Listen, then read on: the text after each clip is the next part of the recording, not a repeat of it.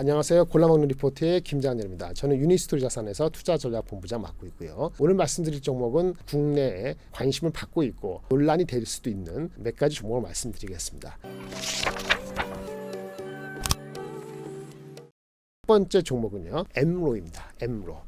8월 7일자 기준으로 시가총액은 8,300억 정도고 주가는 74,000원이네요. 7월달 말에 이렇게 올라올 때 주가가 많이 올랐었어요. 그리고 리포트도 아마 제가 기억하기로는 15만 원 정도 되는 지금 주가에 거의 더블 되는 목표 주가가 좀 오른 상태에서 올랐거든요. 뭐 하는 회사냐면요, 이것은 서플라이 체인 매니지먼트라고 있죠. 공급망 관리. 거기서 서플라이 릴레이션스 매니지먼트라고 있어요. 그러니까 공급망을 관리할 때는 공급망, 어떤 그 산업의 공급에서 수요 공급이 있잖아요. 그거를 미스매칭이 안 나타나게 계획을 중간달에 계획성 있게 어디서의 수요가 얼마니까 이쪽의 공급에 얼마의 요청이 주문이 가야 되겠네. 이런 거를 시뮬레이션하고 그런 거를 예측을 해서 기획을 하는 플래닝을 하는 단계가 있거든요. 플래닝하는 것이 종합적인 회사가 소프트웨어 회사가 합니다. 예를 들어서 삼성 SDS가 그런 역할을 하는 거예요. 그런데 엠로는 플래닝이 있고 엑스큐션이 있으면 실행하는 게 있는데, 영어서 죄송합니다. 기획하고 실행하는 게 있는데 중간에 브로커 역할하는 거예요. 그 중간에 무슨 일이 있을까요? 뭐 결제도 해야 되고 연결도 해야 되고 연락도 해야 되고, 그 중간 역할하는 것이 공급망에서의 관계 매니지먼트, SRM, Supply Relations Management라는 그 중간 역할의 소프트웨어를 하는 것이 엠로라 볼 수 있는 거죠. 엠로가 이제 주가가 많이 갔고 애널리스트 리포트가 엄청나게 높게 나왔는데 마침 IR을 했습니다. 이 공시되었던 상황이고요. 7월 말일자에 8월 2일 날 장 마감 후 투자자 간담회를 온라인으로 진행을 했습니다. 그 내용을 제가 전달해 드리려고 합니다. 일단은 25년도 우리가 어차피 지금 삼성 SDS가 우리 그 엠로의 최대 주주가 됐거든요. 언제 5월 달에 40% 좀 안 되게 지분해서 1대 주주가 되었어요. 그래서 삼성 SDS의 자회사가 됐거든요. 뭐 플랜이 있겠죠. 그건 이따 말씀드리고. 그래서 엠로가 그렇게 되면서 애널리스트 리포트가 많이 올라갔어요. 리포트가 나온 게 있는데 25년도 애널리스트 실적 추정치가 좀 부담이 많이 된다, 높다, 이런 뜻을 회사 측 IR에서 코멘트가 있었습니다. 예를 들어서 25년 OPM 영업이익률 목표가, 회사는 25년도 목표가 25% 정도를 했는데 애널리스트는 이게 7월 중순에 나온 7월 18일자 리포트에 보면은 24년에 이미 26%,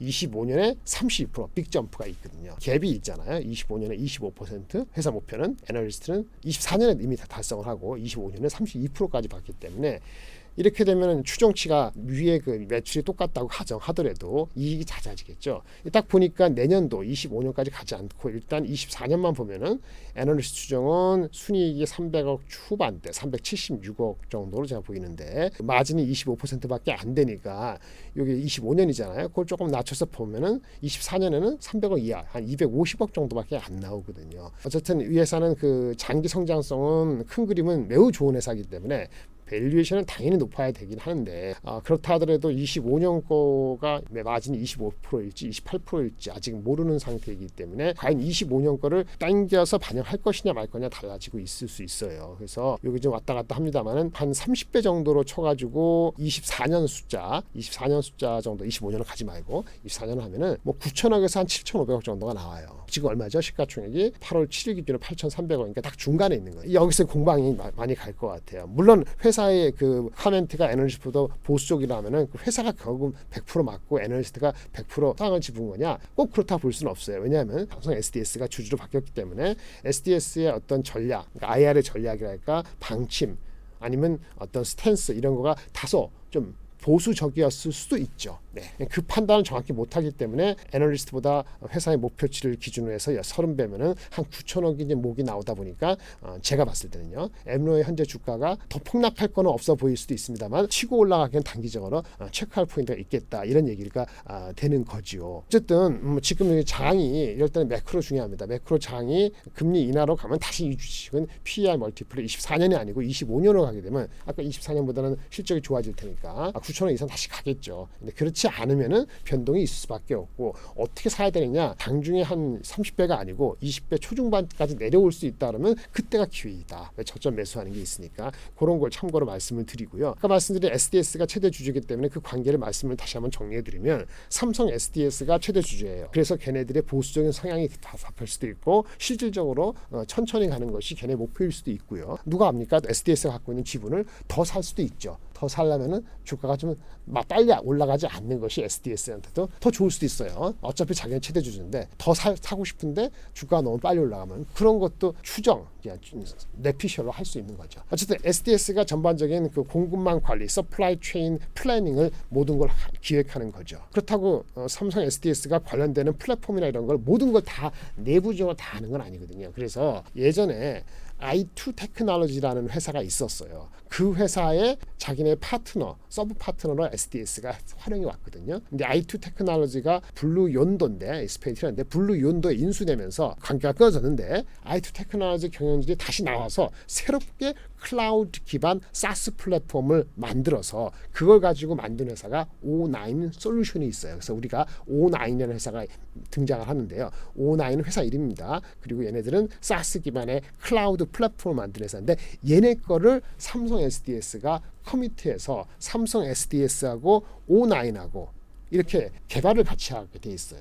그런데 이게 엠로가 들어온 거죠. 엠로가 뭐라 그랬죠? 일반적인 서플라이 체인 플래닝을 할 때 기획을 하고 나중에 실행을 하는데, 그 플랫폼 안에서 그 중간에 결제도 하고 구매도 해야 되잖아요. 구제 결제 관련되는 서플라이 관계 매니지먼트 소프트웨어를 엠로가 하고 있는 거예요. 아직은 엠노 자체의 그 소프트웨어 이것이 클라우드가 완벽하게 진행된 게 아니라서 좀 다소 시간이 걸립니다만, 엠노가 클라우드가 진행이 이제 가속화되면은 이 릴레이션스 매니지먼트 결제 구매 중간에 해당되는 역할을 하는 기능을 누구한테 O9 솔루션스 삼성 SDS 파트너이죠. 얘네의 그 클라우드 플랫폼에 얹혀서 그거를 팔게 되는 거예요. 시너지가 많이 나겠죠. 그런 방향으로 가는데, 이게 속도가 과연 올해 일어날 것인지 내년에 일어날 것인지 얼마나 빠를 것인지에 대한 것을 정확히 아직은 모르기 때문에, 좋게 봤을 때는 30배 이상 가기도 하는데, 그렇다고 25년을 땡겨 오실 것인지, 장이 이런데 그러면 35배까지 갈 것인지, 싸게 살려면 25배 가격이면 7만 원대 주가에서만 사는 것이 맞는 것인지, 이런 판단을 많이 하는 거죠.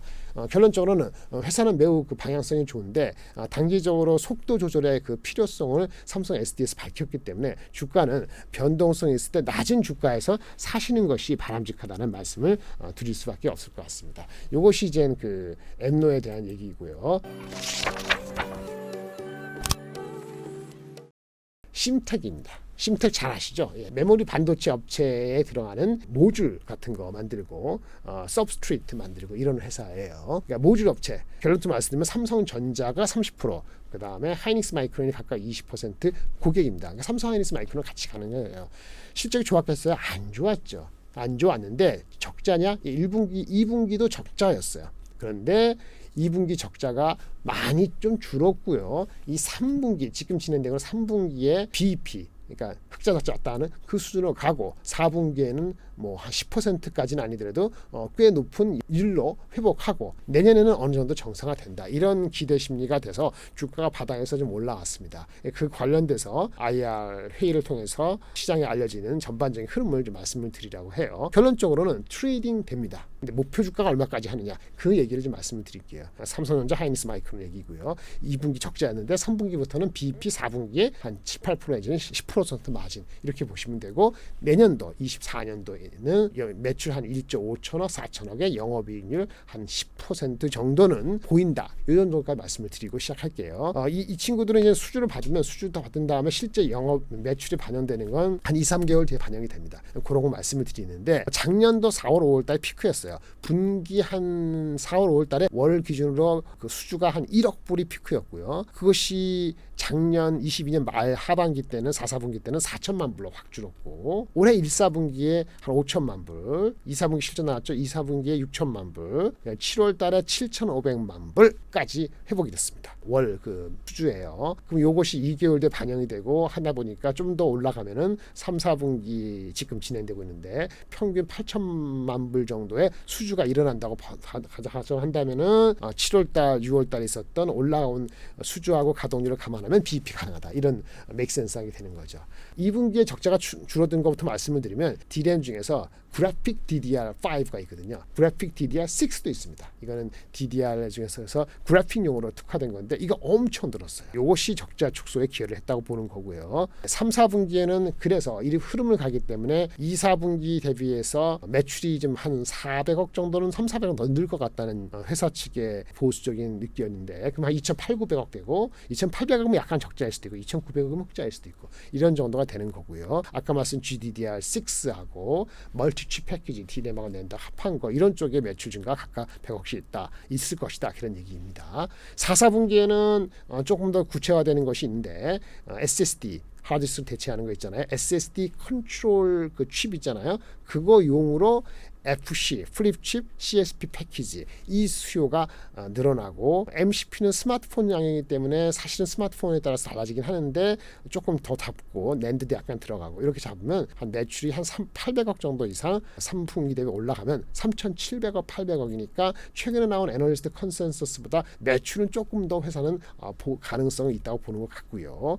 영업이익률은 그래서 10% 정도까지는 안 나올 것 같긴 한데 그러면 300억 초반 정도 중반 영업이익이 형성될 것으로 추론이 되는 겁니다. 작년도 22년 4, 4분기에 환율이 1,350원이고 올해는 한 1,250원 정도로 보통 가정을 4, 4분기에 잡고 있기 때문에 그래서 환율이 낮으면은 우리 수출하는 데는 좋지는 않거든요. 그래서 매출 기준으로는 작년보다 작년 4, 4분기, 올해 3, 4, 4분기가 더 높지만 마진율 때문에 영업이익은 아직 YOY로 회복은 올해 4, 4분기가 어렵다 이렇게 보고 있는 거죠. 회사 자체가 공시를 깨끗하게 하는 회사입니다. 그래서 올해 하반기에 매출하고 영업이익 공시한 내용이 있는데 그거를 그대로 반영을 하면은 올해 23년대 매출은 한 1조 한 1,200억 정도의 영업 손실 1분기, 2분기 적자가 크니까 163억 정도로서 현재 컨센서스보다는 좀 더 나을 것으로 보고 있는 거죠. 그래서 4, 4분기부터 본격적으로 시스템 IC, 아까 SSD 컨트롤러등 같이 상대적으로 고부가 가치 매출이 늘어나기 때문에 이 규모는 내년도부터는 정상화된다 이렇게 보고 있는 거죠. 마침 증권회사 리포트가 나왔는데요. 가장 높은 애널리스트 리포트를 하나 가져왔습니다. 가장 높은 애널리스트니까 가장 낙관적인 거고 여기서 약간 가강이 필요할 수도 있겠죠. 똑같은 건 동의하는 건 3분 흑자전은 이제는 반등이다. 맞는 얘기고요. 근데 목표 주가를 51,000원 했는데 PER 10배. PER 10배도 뭐 이상한 숫자는 아닙니다. 근데 24년 내년도하고 25년 숫자가 있는데 25년 숫자가 좀 상대적으로 좀 긍정적입니다. 조금 이르긴 합니다만 그래서 24년 5년을 평균하다 보니까 목표 주가가 51,000원까지 나왔고 다른 애널리스트들보다는 한 30% 20% 이상 높은 편인 것 같습니다. 24년 내년 기준은 1조 4천억에 1,500억 정도니까 뭐 영업이익 규모로서 내년 정도 1,500억은 무리가 없어 보이긴 합니다. 그래서 여기에 10배 정도 하면은 4만 원 초반 정도가 나오니까 지금 주가보다는 여전히 한 15% 업사이드가 있는 거죠. 그래서 한번 방향을 전환하면은 스몰캡이 장의 분위기와 관련되는 그 삼성하이닉스 마이크론이 추세가 살아 있으면은 이런 밑에 있는 다이렉트 영향을 받는 주식은 방향 전환해서 턴어라운드가 되는 주식은 생각보다 많이 먼저 반응하는 게 있거든요. 그러니까 24년만 반영하는 게 아니고 25년의 일부를 끌어당길 수도 있어요. 우리 SK증권에 산 것처럼 24년, 25년의 가치를 똑같이 두는 거는 조금 앞서가는 거는 있고 24년의 비중을 좀 높이고 25년 일부 땡기면 중간가 한 4만 5천 원 정도까지는 애널리스트가 목표 주가를 계속 올릴 수도 있겠다. 다른 애널리스트도 이렇게 미루어 짐작할 수 있겠습니다.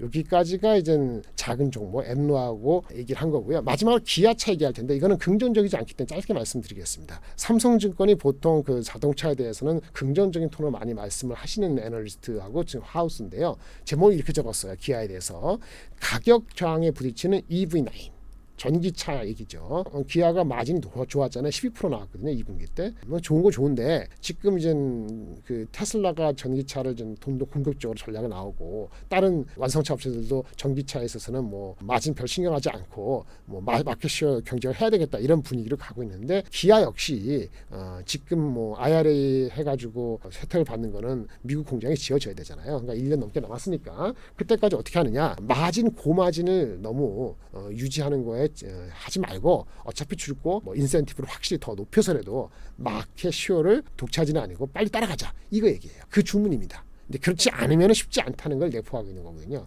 제목을 가격 저항에 부딪힌 EV9을 딱 보는 순간에 저도 본격적으로 전기차의 가격 경쟁에 저가 경쟁까지는 아니더라도 불가피하구나라는 걸 말씀드릴 수 있는데 미국 시장이 말이죠. 전기차 시장이 IRA 혜택, 우리나라는 혜택을 못 받았습니다만 성장세가 올해 1월부터 7월까지의 전기차 판매 대수의 증가율이 작년 대비 한 54% 증가됐다는데 높은 성장률이죠.